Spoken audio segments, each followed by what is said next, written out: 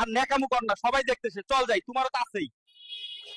দেখুন সবাই, আমি আইফোন নিতে কক্সবাজার এসে ধরা খেয়েছি। আপনারা যারা আইফোন নিতে কক্সবাজার আসবেন সাবধানে আসবেন, নইলে আমার মতো ধরা খাবেন। চাচা, আপনি কি আমাকে বিয়ে করতে পারবেন? আরে এই মাইয়া কি বলে এসব, আমার তো বউ আছে।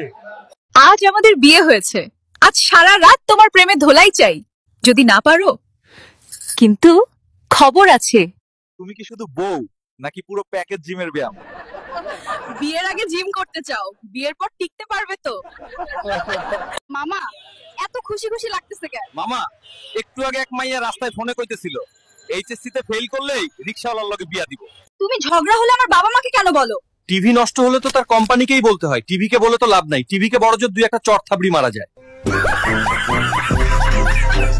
চাচা, বউরে দেখলে এখনো কি মন ধইরা থাকে? কি কও বাবা, এখনো ঘুমটা দিয়া চুল বাদলে মনে হয় পুরান দিনের সিনেমা দেখতাছি। মানে এখনো এই দুধ কার? দুধ আমার, নিবা নাকি? আমি মানুষের দুধ নিব না, গরুর দুধ নিব। আরে বুড়ো, নতুন বউ পছন্দ হয়েছে? ধন্যবাদ দাদা, এই বুড়ো বয়সে এমন বউ আনার জন্য। তোমার ডায়াবেটিস, বিয়ের আগে কেন বলনি? আমার এখন কি হবে? বিয়ের আগে আইফোন পেয়ে সব ভুলে গেলে কেন?